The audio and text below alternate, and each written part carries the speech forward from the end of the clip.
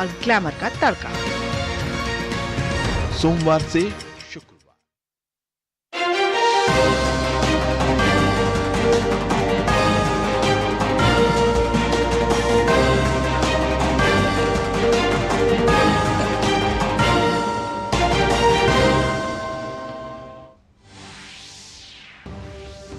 ED की हिरासत में रहते हुए बतौर मुख्यमंत्री अरविंद केजरीवाल ने जारी किया पहला आदेश। बीजेपी ने नैतिकता के आधार पर मांगा इस्तीफा। कांग्रेस में भी उठने लगी केजरीवाल के खिलाफ आवाज। भाजपा ने इंडी गठबंधन पर जमकर बोला हमला। कहा यूपीए का नाम बदला पर आचरण नहीं। प्रधानमंत्री पर विपक्ष द्वारा की गई टिप्पणी पर पूरे इंडी गठबंधन को माफी मांगने के लिए कहा। बीजेपी में शामिल हुए पूर्व वायुसेना चीफ आरकेएस भदौरिया। बीजेपी आज घोषित कर सकती है यूपी की कुछ सीटों पर प्रत्याशियों के नाम। जेडीयू और बसपा ने 16 उम्मीदवारों की जारी की सूची।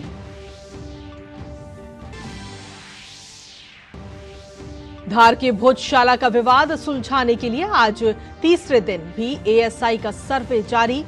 अभी तक हिंदू प्रतीक चिन्ह समेत मिले कई चौंकाने वाले तथ्य।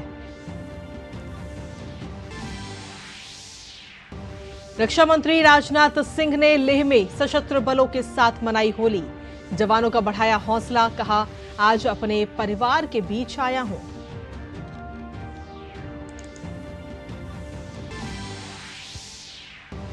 और आज शाम होगा होलिका दहन। रामलला के विराजने के बाद इस बार अयोध्या में होगी दिव्य और भव्य होली। बाजार में मोदी पिचकारी की जबरदस्त डिमांड।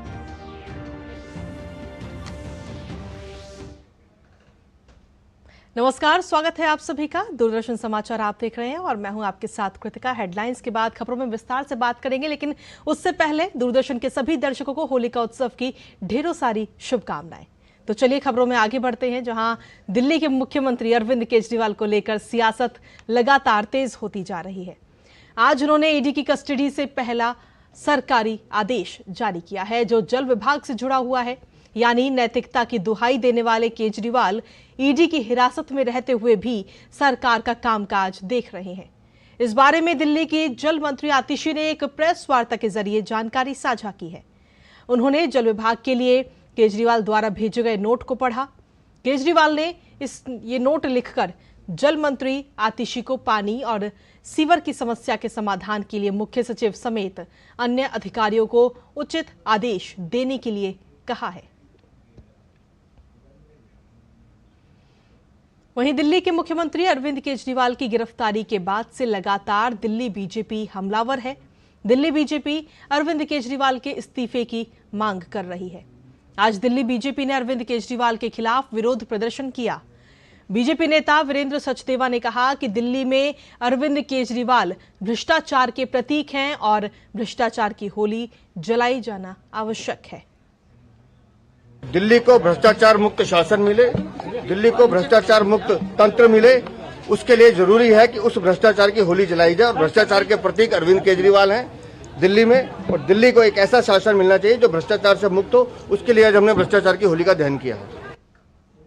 वहीं बीजेपी नेता मनजिंदर सिंह सिरसा ने दिल्ली की शिक्षा मंत्री आतिशी के उस बयान पर सवाल उठाया जिसमें उन्होंने अरविंद केजरीवाल के हस्ताक्षर वाले पत्र के हवाले से दिल्ली में पानी से संबंधित मुद्दों को हल करने के लिए कहा है। बीजेपी नेता ने कहा कि ये एक जाली पत्र है। आज जो आतिशी जी ने ये प्रेस कॉन्फ्रेंस करके लेटर इशू किया है, ये एक फोर्ज लेटर है। ये फ्रॉड किया है, she has played a fraud. उन्होंने बहुत बड़ा फ्रॉड प्ले किया है दिल्ली के लोगों के ऊपर।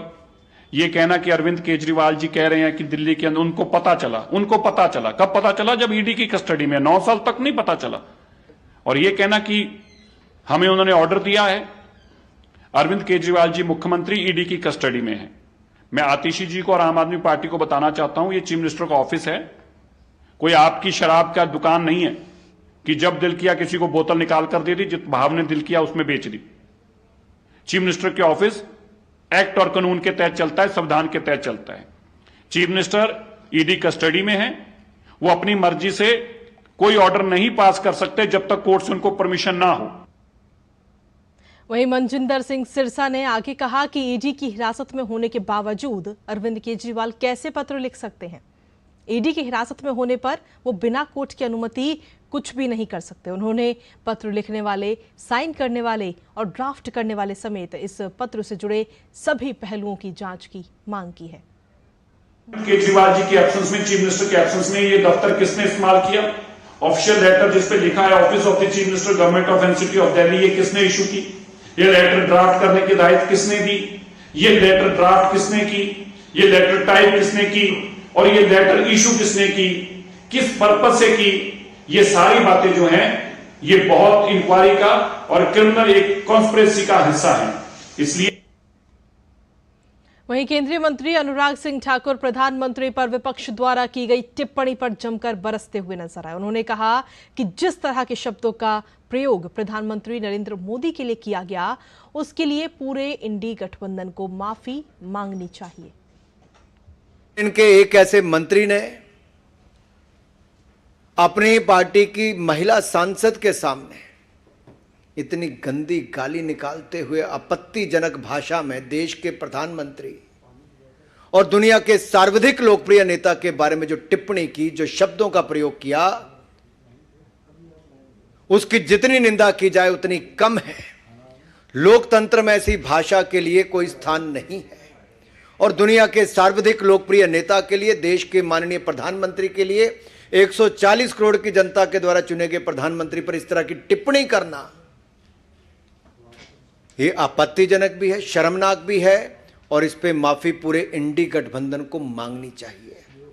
वहीं अनुराग सिंह ठाकुर ने यूपीए को बहरूपीय बताते हुए कहा कि नाम भले ही बदल दिया हो लेकिन आचरण नहीं बदला है। आज भी देश विरोधी तत्व विपक्षी गठबंधन के साथ है। यूपीए का नाम बदला है लेकिन बहरूपीय का असली चेहरा वही है। नफरत की दुकान, सिर फोड़ने का सामान, टुकड़े टुकड़े गैंग, ये सब इनके साथ है जो मोदी जी को गाली के बाद गाली निकालते हैं, लेकिन जनता के मन में मोदी जी के प्रति प्यार ही प्यार है। और वहीं पंजाब सरकार पर भी अनुराग सिंह ठाकुर ने जमकर हमला बोला। मुख्यमंत्री भगवंत मान और अरविंद केजरीवाल पर नशे के व्यापारियों को संरक्षण देने का आरोप लगाया। कल तक जो रिमोट कंट्रोल वाली सरकार कही जाती थी पंजाब से चलने वाली, वो पंजाब के मुख्यमंत्री भी दिल्ली आ गए। अपने राज्य में, अपने जिला में 21 लोग शराब पी के मर गए, नकली शराब पी के। ये दिखता है पंजाब की सरकार सोई है। पंजाब की सरकार में नशों के व्यापारियों को संरक्षण मिल रहा है। जो पंजाब में समर्थन मिल रहा है शराब घोटाले के मुख्य आरोपी किंग पिन अरविंद केजरीवाल को। हम तब भी कहते थे अरविंद केजरीवाल किंग पिन है और आज ईडी ने भी कहा है अरविंद केजरीवाल किंग पिन है और शराब घोटाले के किंग पिन आज जेल में है। लेकिन दुर्भाग्य यह है कि घमंड और अहंकार इतना कि जेल से ही सरकार चला रहे हैं। वहीं दिल्ली सरकार की कई नीतियां पहले से ही सवालों के घेरे में हैं और इसी बीच दिल्ली में इमामों और मुअज्जिनों को वेतन और मानदेय देने के लिए सरकारी धन का उपयोग करने की दिल्ली सरकार की नीति को चुनौती देने वाली याचिका पर हाल ही में दिल्ली हाई कोर्ट ने दिल्ली सरकार और दिल्ली वक्फ बोर्ड को नोटिस जारी किया है। कोर्ट ने कहा कि इमाम और मुअज्जिन राज्य के कर्मचारी नहीं हैं, सभी धार्मिक संस्थाएं एक जैसी हैं। जनहित याचिका में कहा गया है कि संविधान में प्रावधान है कि राज्य धर्मनिरपेक्ष होगा और इसलिए एक धर्म के लोगों को वेतन या मानदेय देकर एक धर्म के लोगों को वित्तीय मदद देने की दिल्ली सरकार की नीति संविधान के खिलाफ है और इसे रद्द किया जाना चाहिए। We have filed a PIL against GNCTD because they have been using consolidated fund of the state to pay a particular religion, imams and muezzins of Delhi Waqf Board and non-Waqf Board, and we have also seen a steep jump from 2 crores to 10 crores in the funds. So this pick and choose policy of Delhi government is creating a disharmony in the society, and that's what why we have filed the case against PIL against GNCTD. The notice has been issued and the other opposite party has been asked to reply in the same matter within 4 weeks. और चलिए bulletin में आगे बढ़ते हुए अब बात करते हैं 24 की चुनौती की।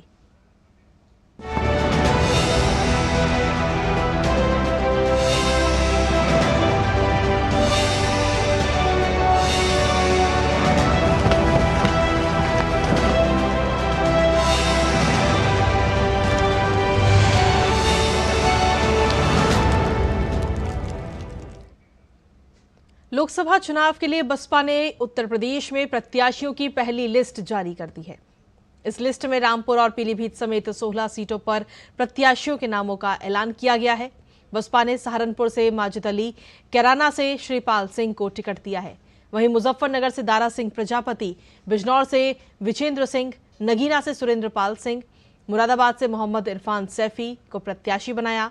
इसके अलावा रामपुर से जीशान खां, संभल से शौलत अली, अमरोहा से मुजाहिद हुसैन, मेरठ से देवव्रत त्यागी को बसपा की तरफ से चुनावी मैदान में उतारा गया। इसके अलावा बागपत से प्रवीण बंसल, गौतम बुद्ध नगर से राजेंद्र सिंह सोलंकी, बुलंदशहर से गिरीश चंद्र जाटव, आंवला से आबिद अली को टिकट दिया गया। इसके अलावा साथ ही वहीं पीलीभीत से अनीस अहमद उर्फ फूल बाबू और शाहजहांपुर से डॉक्टर दोदराम वर्मा को प्रत्याशी बनाया गया है। इसके अलावा साथ ही जनता दल यूनाइटेड ने भी लोकसभा चुनाव के लिए 16 उम्मीदवारों के नामों की घोषणा की है। जेडीयू की इस लिस्ट में जिन लोगों को प्रत्याशी बनाया गया है उनमें 6 पिछड़ी जाति हैं, जबकि 5 अति पिछड़ी जातियों से संबंध रखते हैं। जेडीयू ने गोपालगंज से आलोक कुमार सुमन, सुपौल से दिलेश्वर कामत, मधेपुरा से दिनेश चंद्र यादव को अपना उम्मीदवार बनाया है। वहीं भागलपुर से अजय कुमार मंडल, सिवान से विजय लक्ष्मी कुशवाहा, नालंदा से कौशलेंद्र कुमार को टिकट दिया गया। वहीं जेडीयू ने किशनगंज से मुजाहिद आलम, जहानाबाद से चंदेश्वर प्रसाद चंद्रवंशी, मुंगेर से राजीव रंजन सिंह को टिकट दिया गया। साथ ही कटिहार से दुलाल चंद्र गोस्वामी, बांका से गिरधारी यादव, झंझारपुर से रामप्रीत मंडल, पूर्णिया से संतोष कुमार कुशवाहा को टिकट दिया गया। साथ ही वाल्मीकि नगर से सुनील कुमार को भी टिकट दिया गया है। और इसके साथ ही शिवहर से लवली आनंद और सीतामढ़ी से देवेश चंद्र ठाकुर को अपना उम्मीदवार जेडीयू ने बनाया है।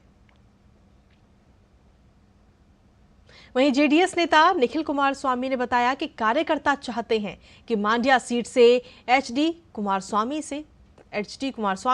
वहां से चुनाव लड़ें, लेकिन इस पर पार्टी सामूहिक रूप से फैसला लेगी। इससे पहले कर्नाटक में जेडीएस और भाजपा के बीच सीट बंटवारे को लेकर सहमति बन गई थी। निखिल कुमार स्वामी ने बताया कि भाजपा राज्य के 28 सीटों में से 3 सीटें मांड्या, हासन और कोलार सीटें जेडीएस के लिए छोड़ेगी। Lately, 3 Lok Sabha constituencies have been announced yesterday. So we have got Hassan, Kolar and Mandya as expected. So regarding this, I think we have had many interactions with our party cadre and our leaders. Everybody's opinion is that former Chief Minister Sri H.D. Kumaraswamy ji should contest from Mandya. That is what the opinion is, as you are seeing. But I think the right person to take this call is our party national president H.D. Devegowda ji and Kumaraswamy ji. और वहीं लोकसभा चुनाव से पहले भाजपा और NDA का कुनबा लगातार बढ़ता जा रहा है और इसी कड़ी में आज पूर्व भारतीय वायुसेना प्रमुख air chief marshal RKS Bhadauria और तिरुपति से पूर्व सांसद वर प्रसाद राव भाजपा में शामिल हो गए। पूर्व भारतीय वायुसेना प्रमुख air chief marshal RKS Bhadauria ने कहा कि बीते 1 दशक में प्रधानमंत्री के दूरदर्शी नेतृत्व के तहत भारतीय सेनाओं को सशक्त और आत्मनिर्भर बनाने की दिशा में बेहद अहम कदम उठाए गए।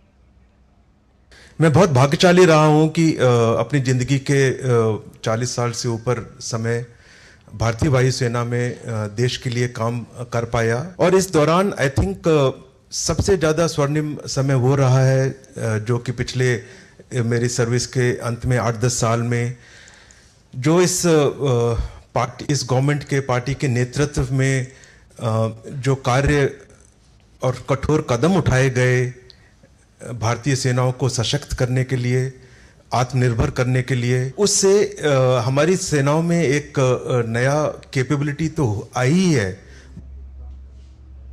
और वहीं इस मौके पर केंद्रीय मंत्री अनुराग सिंह ठाकुर ने पूर्व भारतीय वायुसेना प्रमुख का भाजपा की तरफ से स्वागत करते हुए कहा कि पीएम मोदी के नेतृत्व में ही समृद्ध, विकसित और सुरक्षित भारत संभव है। मैं जब आपको वर्दी में देखता था तो हम जैसे लोगों को भी बहुत सारी इंस्पिरेशन मिलती थी। मैं एक फौजी परिवार से आता हूं और देश के करोड़ों युवा एक सुरक्षित भारत की जब कल्पना करते हैं तो नरेंद्र मोदी जी की ओर बड़ी आकांक्षाओं और बड़ी अपेक्षा के साथ देखते हैं। और मैं कहना चाहता हूं, समृद्ध भारत, सुरक्षित भारत और विकसित भारत ये नरेंद्र मोदी जी के नेतृत्व में ही संभव है।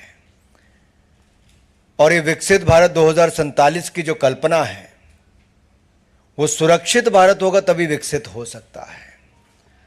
सुरक्षित बनाने के लिए आप जैसे अधिकारियों ने लंबे समय तक अपनी सेवाएं दी हैं। वहीं चुनाव आयोग ने लोकसभा चुनाव से पहले उपेंद्र कुशवाहा की पार्टी को चुनाव चिन्ह आवंटित कर दिया है। चुनाव आयोग ने इलेक्शन सिंबल के रूप में राष्ट्रीय लोक मोर्चा को रसोई गैस का सिलेंडर चुनाव चिन्ह के तौर पर दिया है। बता दें कि कुशवाहा की पार्टी बीजेपी जेडीयू गठबंधन में शामिल है।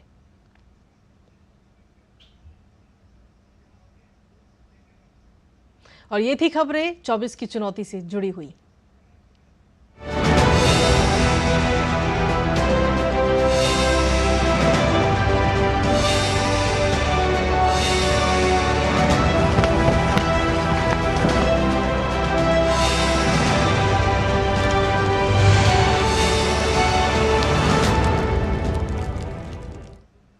और बुलेटिन में आगे बढ़ते हुए अब बात करते हैं होली के विविध रंगों की।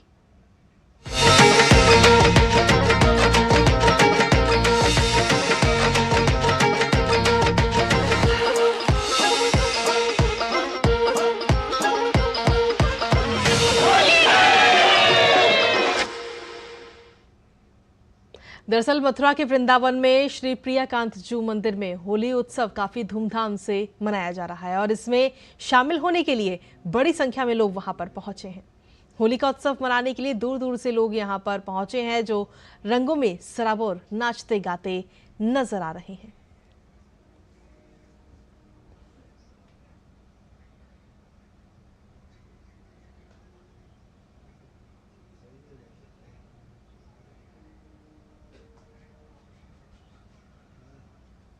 तो ये तस्वीरें हम आपको दिखा रहे हैं वृंदावन की और इसी के साथ सीधा आपको वृंदावन लिए चलते हैं जहां पर हमारे सहयोगी अजय मिश्र इस वक्त मौजूद हैं।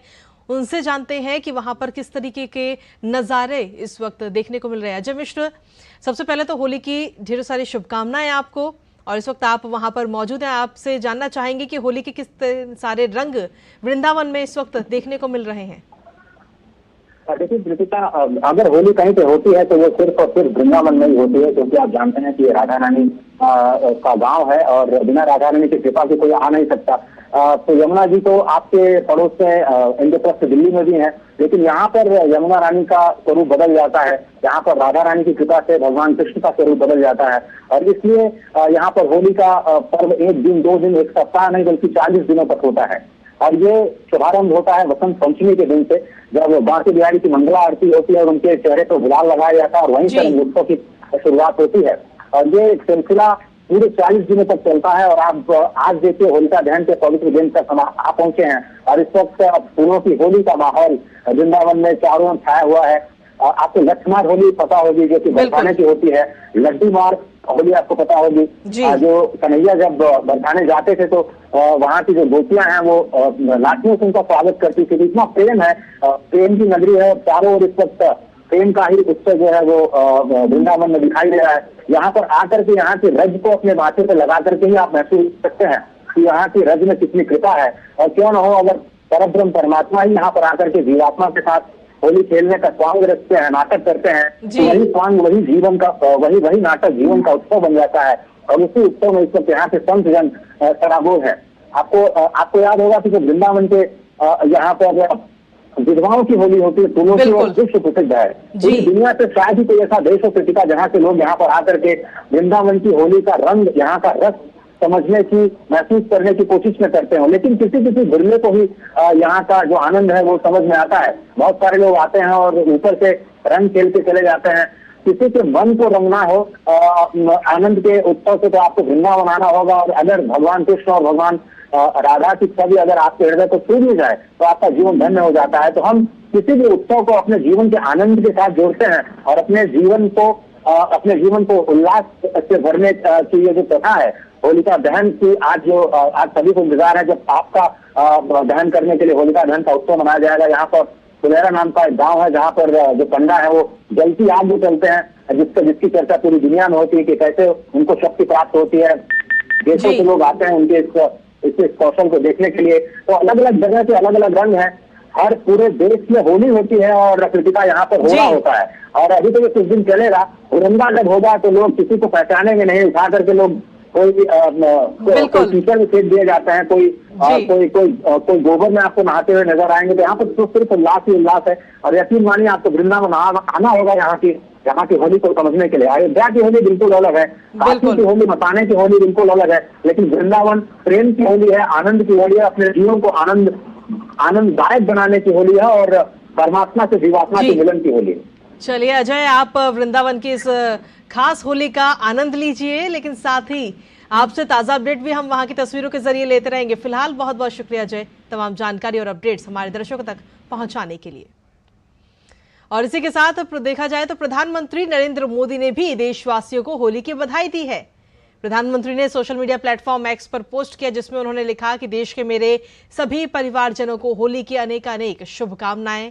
स्नेह और सद्भाव के रंगों से सजा ये पारंपरिक पर्व आप सभी के जीवन में नई ऊर्जा और नया उत्साह लेकर आए।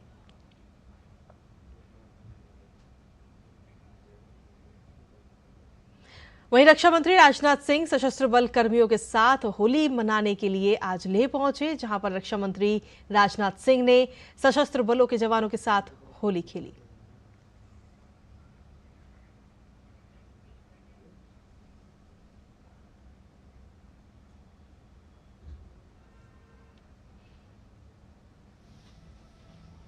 और खबरों में आगे बढ़ते हुए बात अब अयोध्या की करते हैं, जहां पर इस बार होली का अलग ही नजारा है। दरअसल 500 वर्षों के संघर्ष के बाद निर्मित राम मंदिर और भगवान राम लला की प्राण प्रतिष्ठा समारोह का उमंग और उत्साह अयोध्या में हिलोरे ले रहा है। नवनिर्मित रामलला मंदिर में पहली बार हो रहे होली पर्व को श्री राम जन्मभूमि तीर्थ क्षेत्र ट्रस्ट ने अविस्मरणीय बनाने में किसी भी प्रकार की कोई कसर नहीं छोड़ रहे। रामलला के समक्ष तो रंग भरी एकादशी के दिन से ही प्रातःकालीन मंगल आरती और रात्रि शयन आरती के साथ ही पांचों आरती संपन्न होते ही भक्त, संत और भगवान रामलला के बीच होली खेली जा रही है। भगवान रामलला को अबीर गुलाल लगाकर पुजारी और उपस्थित श्रद्धालु अबीर गुलाल और फूल एक दूसरे पर छोड़कर होली खेल रहे हैं और ऐसे मौके पर पहुंचने वाले श्रद्धालु अपने आप को काफी धन्य भी मान रहे हैं।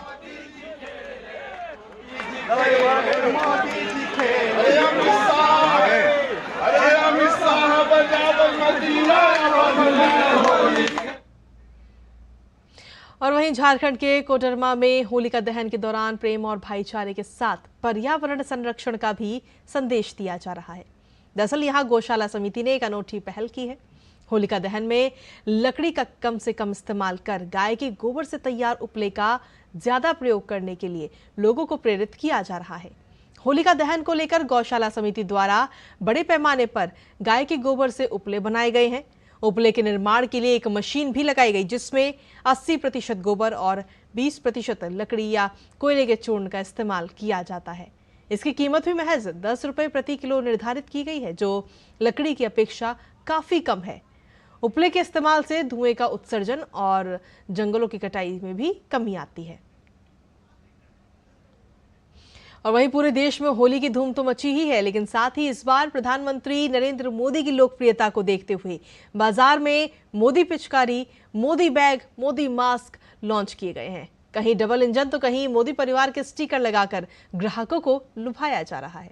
बच्चों और युवाओं के लिए इस बार होली में ये थीम खास आकर्षण का केंद्र बना है। बच्चे जमकर इसकी खरीदारी भी कर रहे हैं।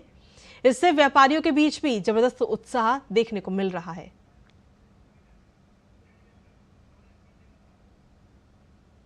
रंगों का त्यौहार है, होली है और बहुत क्रेज़ है बाजार में होली का। तो मैं यहाँ पे कलर्स और अपने बच्चों के लिए पिचकारी लेने आया हूँ। जैसा कि आप देख सकते हैं कि तरह तरह की पिचकारियाँ हैं, सब कुछ है, परंतु इस बार केज कुछ ज़्यादा ही आप देखेंगे मार्केट में बीजेपी का भी आ रहा है, सब कुछ आ रहा है और मैं पक्का मोदी समर्थक हूँ। तो मैं इस बार यही बोलूँगा, अब की बार मोदी सरकार। बहुत ज़बरदस्त है क्रेज मोदी का जो है, अब की बार मोदी सरकार और अब की पिचकारी भी हमारे पास मोदी की काफ़ी है और बहुत सेल है मोदी की पिचकारियों की। और देखें आप किस तरह के ये पाइप हैं, अब तो कई आइटम खत्म हो चुके हैं ना, डबल इंजन की सरकार। देखो आप इस तरफ इस ढंग के जो पाइप हैं वो हैं 10-12 तरह के आइटम थे हमारे पास और ये डिमांड ज़्यादातर बीजेपी की। इसके रंग गुलाल के अंदर भी मोदी रंग गुलाल तो खैर हमारे पास नहीं है, तो वो बाकी डिमांड जो है ना पिचकारी में बहुत है, काफ़ी है। और मोदी जी का हाँ पहले बरकरार है। हाँ मोदी जी की तो बिल्कुल बरकरार है, कस्टमर आके मांग रहा है। तो ये तो बात हो गई देश की कि कैसे किस तरीके से रंगों का इस त्योहार को मनाया जा रहा है, लेकिन वहीं पड़ोसी देश नेपाल की राजधानी काठमांडू में भी पूरे हर्षोल्लास के साथ होली मनाई जा रही है। स्थानीय लोगों के साथ साथ विदेशी पर्यटक भी होली की मस्ती में झूमते हुए नाचते हुए नजर आ रहे हैं।